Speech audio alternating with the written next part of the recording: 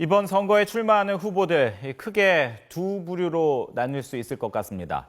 당대표 출신과 중진 의원, 전 정권 실세 등 과거 정계에서 중량감 있는 역할을 맡았다 오랜만에 돌아온 이른바 거물급들입니다.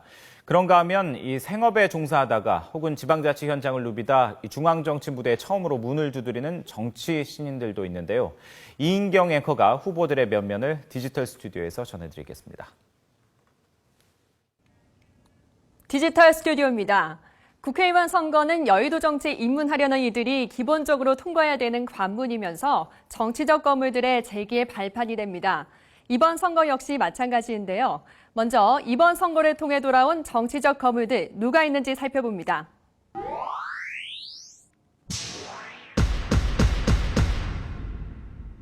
소원병에 출마하는 손학규 후보, 보건복지부 장관과 경기도지사를 지냈습니다. 야당의 대선 주자 후보군에서 빠지지 않는 인물인데 이번 선거를 통해 대권 가도에 탄력을 받을지 주목됩니다. 김두관 후보는 마을 이장에서 출발해 행정안전부 장관과 경남도지사까지 지낸 입지전적 인물입니다.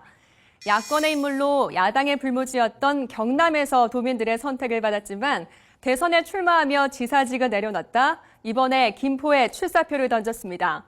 김 후보 역시 선거에서 승리할 경우 대권에 한 발 더 다가가게 됩니다.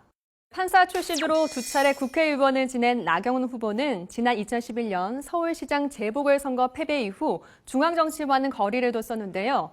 18대에는 서울 중구의 국회의원을 지냈지만 당의 거듭된 요청으로 동작을 출마를 결정했습니다. 임태희 후보는 고용노동부 장관과 이명박 전 대통령의 비서실장을 지낸 재선 의원입니다. 당초 고향인 평택을 출마를 노렸지만 당의 방침에 따라 수원으로 방향을 돌렸습니다. 두 후보 모두 전 정부에서 활약이 컸던 친이계로 분류되는데 오늘 화려한 재기를 이뤄낼 수 있을지 주목됩니다. 네, 진보 진영의 거장이 돌아왔습니다. 동작을에 출마하는 노회찬 후보인데요.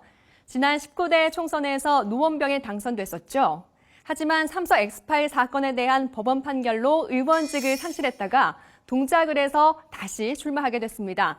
새정치민주연합 기동민 후보와의 막판 단일화에 성공했는데 지난 대선 이후 주춤했던 야권연대 불씨가 될 수 있을지 주목됩니다. 그럼 이번에는 이번 선거를 통해서 여의도 정치의 데뷔전을 치르는 새 얼굴들 살펴봅니다.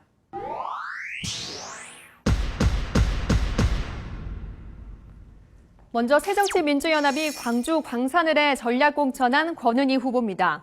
야권에선 스타지만 여권에선 집중 포화를 받고 있는데 공천 갈등과 각종 논란을 잠재우고 국회에 입성할 수 있을지 관심입니다. 김포의 홍철호 후보는 치킨집 성공 신화를 이룬 기업가 출신입니다. 사업만큼이나 정치 입문도 성공적인 결과를 낼 수 있을지는 오늘 결과를 보면 알 수 있겠죠. 이 밖에도 충주시장을 지낸 새누리당 이종배 후보와 새정치민주연합 한창희 후보는 충주에서 전직 시장끼리의 맞대결을 펼치고 나주시장 출신 신정은 후보도 처음으로 금배지에 도전합니다. 거물의 귀환과 신인의 등장, 결과는 어떻게 나올지 궁금한데요. 지금까지 디지털 스튜디오에서 전해드렸습니다.